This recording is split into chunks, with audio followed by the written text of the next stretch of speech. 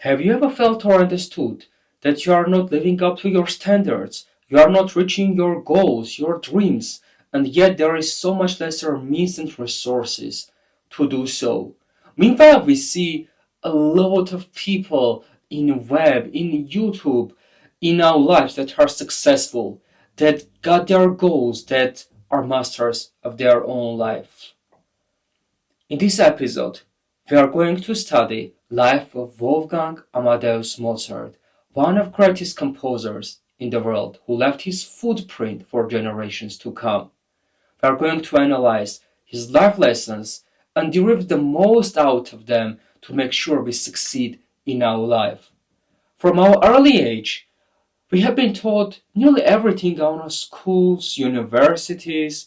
We have been taught how to get certain things done, how to have certain skill set, and yet we have not been taught the core of life, which is how to unlock your multidimensional mind, how to get more done, how to see more than you see now in the same picture, and win in your life.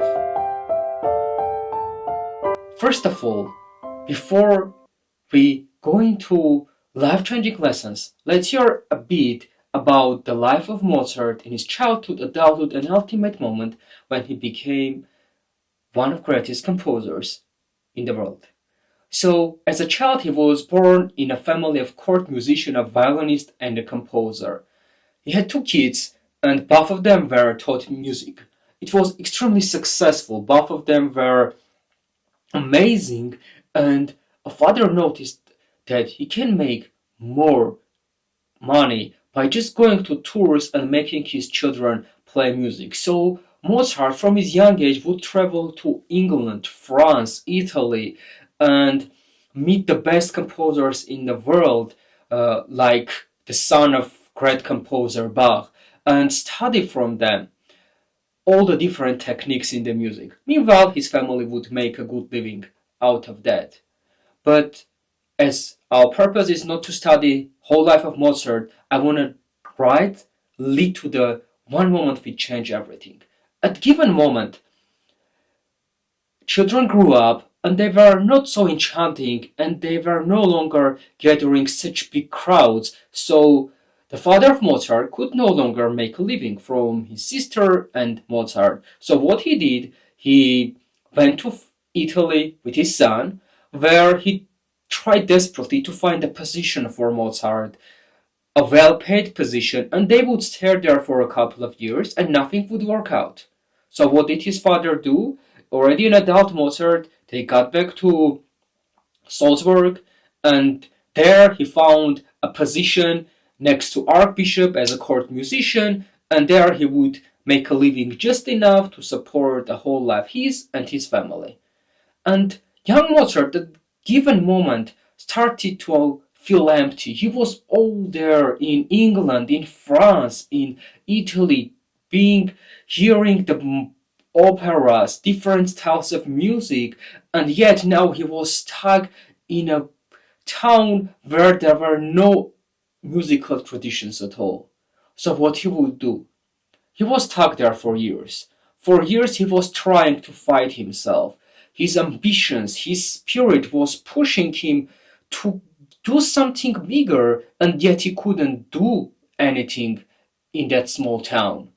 All he could do was just to write music which would please Archbishop, and we would never hear about Mozart as we do now.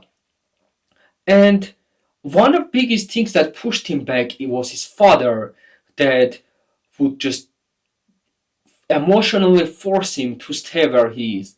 And at given moment, Mozart even gave up. He decided that he's going to stay there to write some music that will never make him enjoy. It's really hard to write some average pieces of music where hearing operas and all the musical culture which he has already seen in all the Europe. So he gave up. But one day, already in mid-20s, Archbishop goes to Vienna and takes Mozart with him as his servant. And what happens there? He just gives Mozart some menial tasks and treats him like a servant. And Mozart, already feeling his urge in spirit to create something, to generate some music which world would love, makes ultimate decision. A decision that was very hard for him. He decides to stay in Vienna. This decision would cost him relationship with his family. From that moment on, his father would never talk to him ever again. For years to come, Mozart would generate the best pieces of music known to his generation. He would change the genres by giving it new flavors, which would then become normality for the industry. And all of that due to the fact that he made a decision.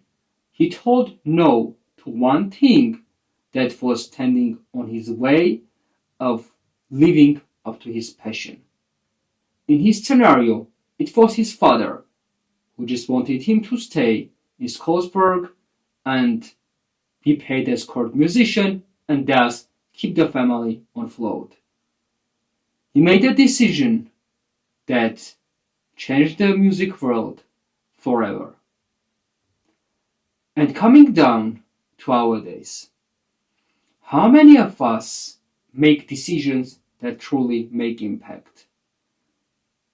Oftentimes, we are hesitant to tell no and more hesitant to tell yes to what really matters. And the truth is that telling no actually means telling yes. When you tell no to those things that don't matter, you actually tell yes to one thing that matters. Let's watch around us. Go around the best YouTubers, the best people who you just wanted to be like them. How many of them were yes people? The answer is none of them. They always told no to one thing that didn't matter and told yes to one thing that would lead to ultimate goal. And to me, this is the most important lesson, is to tell no and do what is gonna make you, me, and others around us great. Second lesson that we can study from Mozart was being humble. Where do we see him being humble? He was a wonder kid. Starting 4 or 5 years old, he was getting trained on music. He went through all the Europe. However, he never neglected other musicians. He would always hear them. He would always try to get the best out of their styles. And this is what gave him so much growth.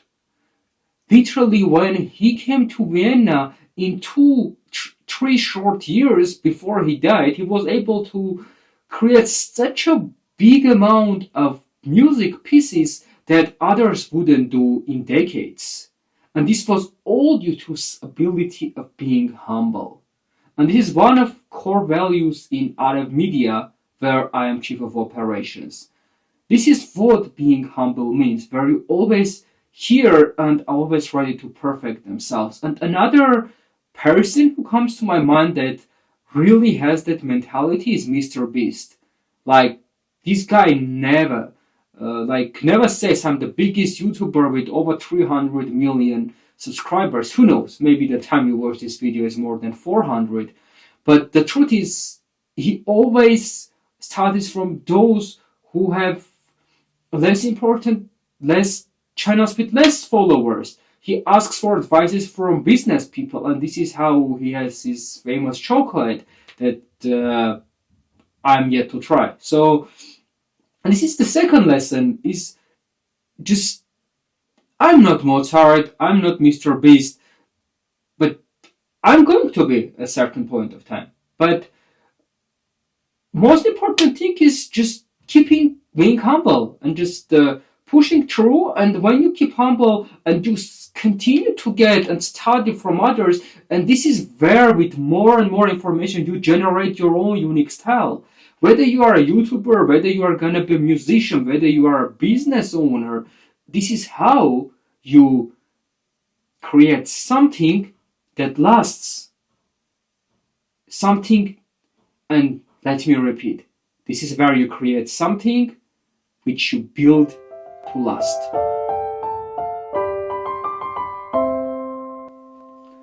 And the third lesson would be always being open to something new.